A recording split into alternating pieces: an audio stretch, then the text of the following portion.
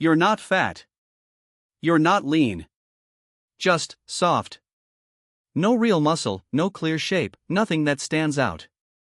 In clothes, you look fine, maybe even decent. But the moment you take your shirt off, it's a different story. No definition, no structure, just that flat, slightly soft look that doesn't match what you expect. You try eating more, thinking you need size, and all that happens is your midsection gets worse. You try eating less, hoping to get lean, and instead you just look smaller, not sharper. So now you're stuck in this confusing middle ground where nothing seems to work, and no one really explains why. Chances are, you're skinny fat. And yeah, it's more common than you think. But here's the thing, before you even think about fixing it, you need to make sure this is actually your problem. Because a lot of people guess, and get it completely wrong. There are a few clear signs that don't lie, and once you see them, it becomes obvious. So before we get into what to do, let's figure out if this is really you, or if you've just been assuming it this whole time. So how do you actually know if this is you, or if you're just guessing? Because this is where most people get it wrong. They assume they're skinny fat without really checking the signs. But there are a few clear indicators, and they don't lie. Sign number 1, you look decent in clothes, but without them, it's a completely different story. T-shirt on, everything looks fine. T-shirt off, soft belly, flat chest, no real definition anywhere. Sign number 2, you can easily grab a handful of fat around your waist. Those love handles? If you can pinch them without trying, that's a strong sign. Sign number 3, there's no visible muscle definition. No shoulder caps, no arm veins, no chest line, just a smooth, soft look all around. And sign number 4, your strength doesn't match the time you've been putting in. Maybe you've been working out for months, even a year, but your lifts are still low, and nothing really feels like it's progressing. If you're nodding along to most of these, then yeah, this is probably your situation. But here's the real problem, knowing this doesn't fix anything. Because most people who realize this immediately start doing the wrong things, and that's exactly what keeps them stuck. So before we talk about the fix, you need to understand what's actually going wrong. Now this is where most people mess everything up, your diet. And not because you're lazy or careless, but because you genuinely don't know which direction to go. You've probably heard both sides, eat more to build muscle, or eat less to lose fat. So what do? You try both. On one side, you start eating more, maybe even forcing extra meals in, thinking that's how you finally build some size. But instead of looking stronger, your stomach just gets softer, and nothing else really improves. Then you switch. You cut your calories hard, thinking you'll finally get lean. But instead of looking sharper, you just look smaller, your arms shrink, your chest looks flatter, and there's still no real definition underneath. And now you're stuck in this cycle, eat more, get softer, eat less, get smaller. Because here's the reality, both approaches are wrong for this situation. Bulking when you already don't have enough muscle just adds more fat. And cutting aggressively when there's barely any muscle underneath just makes you look worse. So you end up spinning your wheels, putting in effort, but never actually moving forward. And that's the frustrating part, it feels like you're trying, but nothing works. So if both extremes don't fix it, then what actually does? Then comes the next mistake, thinking cardio is going to fix everything. So you start adding more of it. Long walks turn into long runs, then into intense sessions where you're completely exhausted by the end. You're sweating, breathing hard, feeling like you really did something, so it must be working, right? Not really. Because here's what actually happens, you're already not building much muscle, and now you're stacking a ton of cardio on top of that. Your recovery drops, your energy stays low, and your workouts in the gym get worse. You're lifting lighter, getting tired faster, and slowly losing any chance of building muscle in the first place. So instead of improving your body, you're just wearing yourself down. And the worst part, you start to hate the process.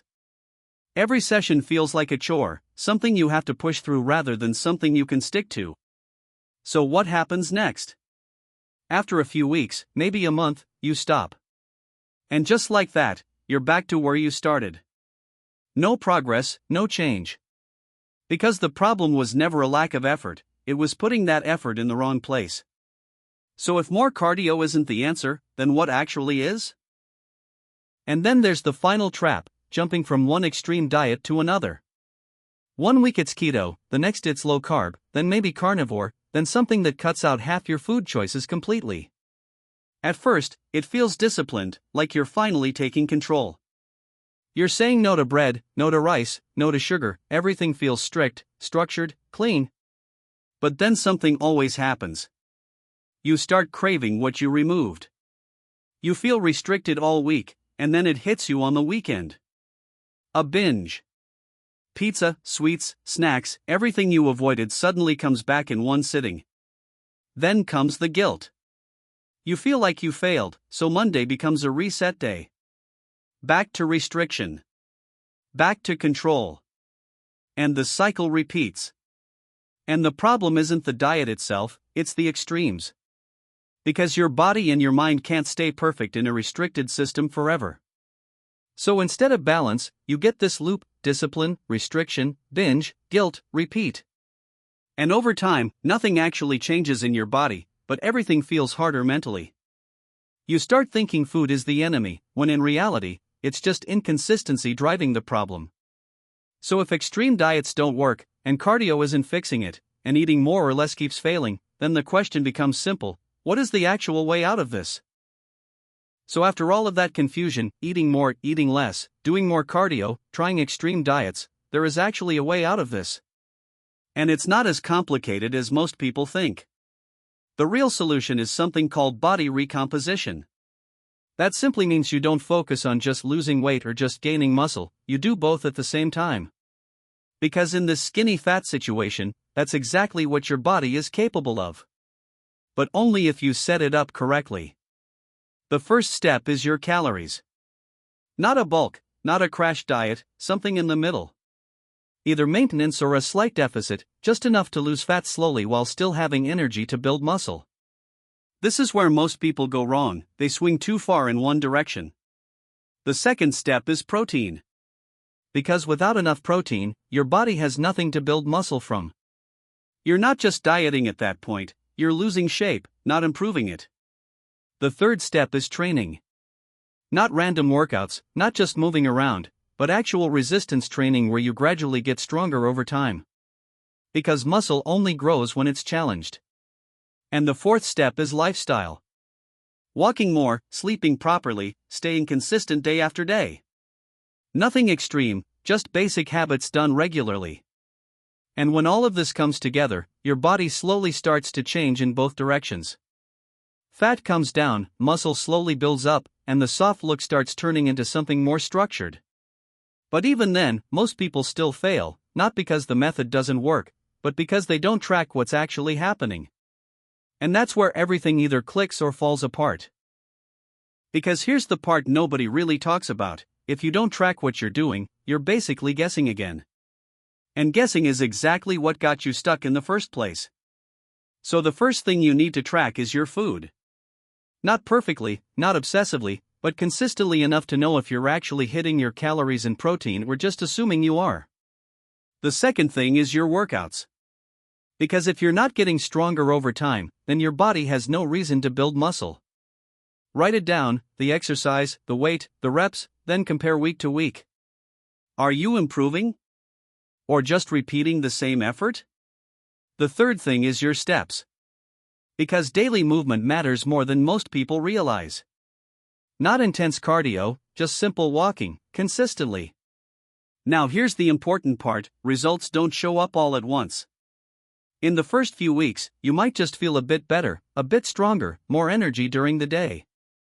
After about a month, small visual changes start: a slightly tighter waist, a bit less softness. After a few months, that's when people around you start noticing. Clothes fit differently, your shape starts to look more structured. And after several months of consistency, the difference becomes obvious. But this is exactly where most people fail.